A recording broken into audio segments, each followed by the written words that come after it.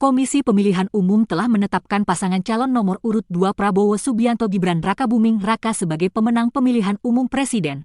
Besarnya suara Prabowo serta ramainya kontroversi sepanjang berlangsungnya pemilu menimbulkan kecurigaan yang mendorong pasangan Anies Baswedan Muhaimin Iskandar maupun pasangan Ganjar Pranowo Mahfud MD mengajukan gugatan kepada Mahkamah Konstitusi, MK, terkait hasil pemilihan tersebut. Lantas gugatan apa saja yang dilayangkan oleh kedua paslon tersebut? Bagaimana prosedur dan aturan dalam mengajukan gugatan pada MK?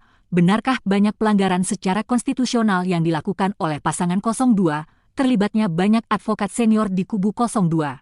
Akankah membuat 02 memenangkan gugatan tersebut? This is the true story of it.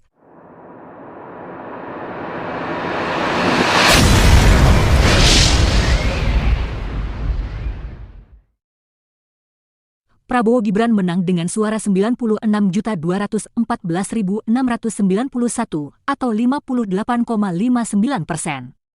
Anies Muhaimin berada di posisi kedua dengan perolehan suara 40.971.906 atau 24,95%.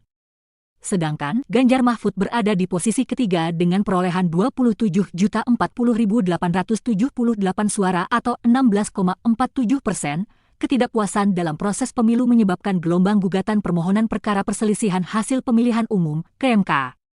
Batas waktu pengajuan gugatan PHPU telah berakhir pada Sabtu 23 Maret 2024. Tim Capres Cawapres nomor urut 01, Anies Baswedan dan Muhaimin Iskandar telah mendaftarkan permohonan pada Kamis 21 Maret 2024 dengan nomor Januari 01-AP3 Pres-PAN MK-03-03-2024.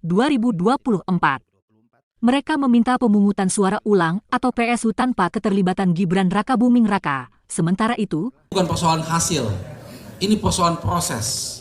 Proses bagaimana mendapatkan hasil itu. Kita menginginkan bahwa pemilu ini berjalan dengan jujur, dengan adil, dengan bebas. Tapi fakta yang kami temukan tidak seperti itu.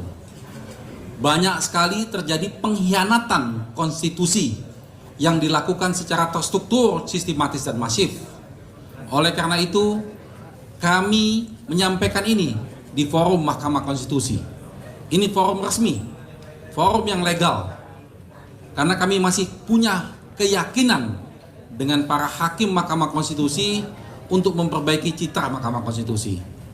Demi tegaknya konstitusi kita, demi menjaga demokrasi di negara kita, ini kami ajukan dan ini adalah pertanggungjawaban profesional kami. Tim nomor urut 03, Ganjar Pranowo dan Mahfud MD, mendaftarkan permohonan pada Tim Kampanye Nasional, TKN, Prabowo Subianto Gibran Rakabuming Raka resmi mendaftarkan sejumlah kuasa hukum dalam menghadapi gugatan perselisihan hasil pemilu di Mahkamah Konstitusi, MK. Ada 45 pengacara yang menjadi tim hukum pembela Prabowo Gibran. Tim hukum tersebut dipimpin Wakil Dewan Pengarah TKN Prabowo Gibran, Yusril Ihza Mahendra. Yusril mengatakan pendaftaran tim pembela Prabowo Gibran ini dimaksudkan sebagai pihak terkait untuk menyikapi dua perkara permohonan perselisihan hasil pemilu.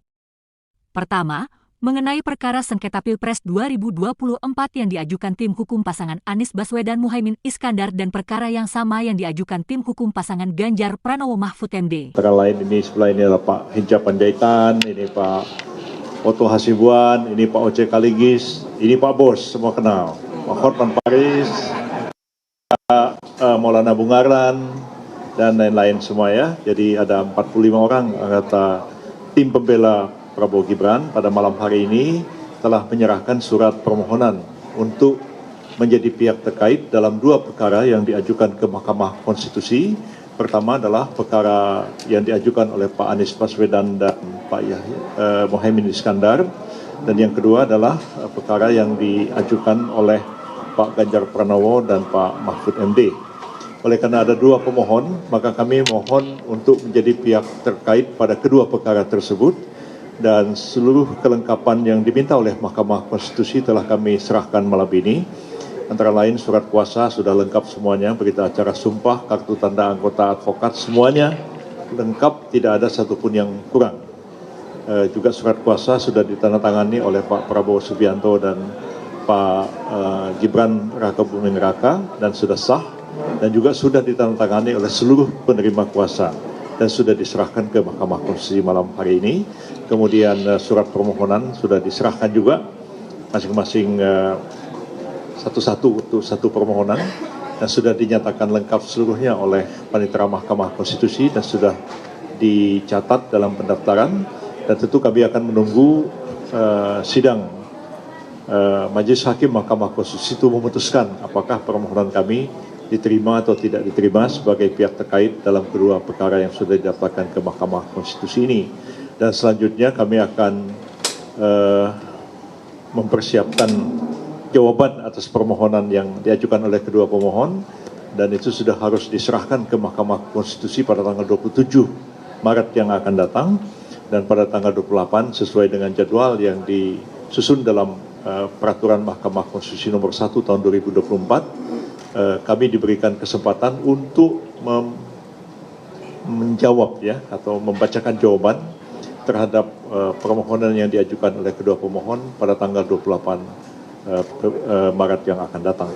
Jadi kami harus kerja maraton ya, kerja, dan sudah bekerja sejak kemarin, dan insya Allah solid tim ini, dan satu suara ya. Di depan-depan ini orang besar-besar semua ini. Ada Pak Otto, ada Pak Oce, apalagi yang sebelah kanan saya ini bos besar. Jadi insya Allah tim ini solid ya, satu suara, satu sikap dalam membela Pak Prabowo Gibran, dan kami berkeyakinan bahwa insya Allah kami akan mampu menjawab atau menangkis seluruh argumen dan dalil serta alat bukti yang diajukan oleh para pemohon dalam perkara ini. Ya, terima kasih Pak Hinca, Pak Yusril, Pak Hotman, Pak Oce, Pak Maulana, ya, dan teman-teman yang lain ada di sini, Pak Fahri. Saya hanya untuk memperkuat aja apa yang dikatakan oleh Pak Yusril tadi, bahwa Pak Yusril mengatakan dia optimis bahwa kita bisa menghancurkan semua serangan-serangan daripada pihak 01 dan 03 di dalam permohonannya, bukan serangan yang lain ya, dalam permohonannya. Karena apa? Karena memang secara formal kami melihat bahwa gugatan yang diajukan oleh 01 dan 03 tersebut adalah cacat formil. Cacat formil, cacat prosedural, sehingga karena tidak memenuhi secara formil, maka kami melihat bahwa berpotensi besar bahwa permohonan itu tidak akan dapat diterima. Itu yang paling mendasar. Karena apa? Alasan kami karena bahwa sengketa yang disampaikan sekarang ini sesungguhnya adalah dalil-dalilnya itu mengenai soal betul bisa masuk ke Mahkamah Agung. Sedangkan yang dimasukkan di dalam MK ini, yang ranahnya MK ini adalah merupakan perselisihan tentang hasil pemilu, ya. Dan itu tegas diatur di dalam pasal 476 Undang-Undang Pemilu dan telah diadopsi di dalam peraturan Mahkamah Konstitusi tahun 2023 yang tegas menyatakan bahwa untuk mengajukan permohonan saja itu di dalam PMK itu diatur apa yang harus dimohonkan. Pokok-pokok permohonan itu jelas diatur di sana adalah harus mengenai tentang perhitungan suara mana yang benar, mana yang tidak benar. Itu saja yang diatur sana. Petitumnya pun haruslah membatalkan tentang keputusan KPU tentang perhitungan suara. Dan yang benar yang mana. Itu yang sudah limitatif diatur di dalam PMK itu. Sedangkan sekarang yang diajukan oleh pemohon adalah pelanggaran-pelanggaran, bansos lah, kecurangan lah, dan sebagainya, yang itu sama sekali tidak diatur dan tidak masuk dalam proses yang harus ditangani oleh MK. Itu poinnya. Petitumnya pun mereka mengajukan diskualifikasi, yang sebenarnya itu juga tidak masuk dalam ranah dari MK.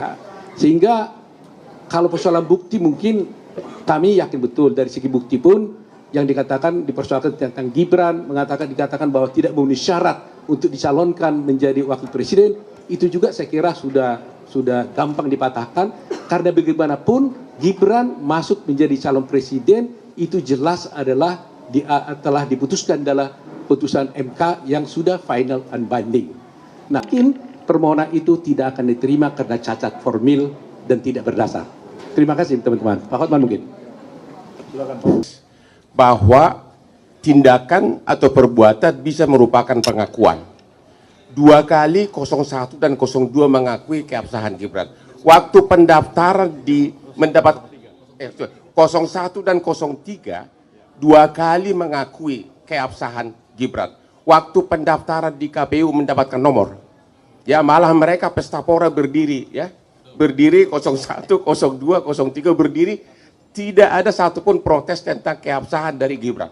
Itu pengakuan pertama. Pengakuan kedua, sebagaimana tadi Bung Otto bilang, dalam debat cawapres, berapa kali Gibran debat dengan cawapres 01 dan 03, itu atas undangan KPU dan tidak ada protes satupun. Kok sekarang KPU disalahkan? Jadi, ya disalahkan KPU-nya. Kok Gibran tidak memenuhi syarat? Jadi, menurut kami sih rada cengeng, itu aja deh jawabannya.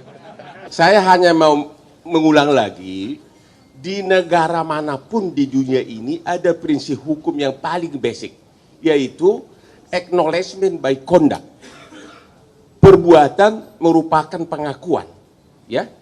2 kali dalam pemberian nomor, 2 kali 01 dan 03 mengakui keabsahan Gibran, yaitu waktu pemberian nomor malam mereka benar-benar ceria kan, ya, ceria, dan ada Gibran di situ, sama sekali tidak dikatakan tidak sah. Kalau Hotman di situ pasti dibilang tidak sah. Kemudian waktu debat nggak ada sama sekali. Sekarang kok KPU dipersalahkan, tidak memenuhi syarat. Jadi itu udah benar-benar, saya udah mengatakan itu permohonan yang super cengeng. Nah, bagaimana menurut kalian? Tuliskan komentar kalian di bawah. Demikianlah video kali ini. Semoga bisa bermanfaat. Insya Allah kita jumpa lagi di video berikutnya.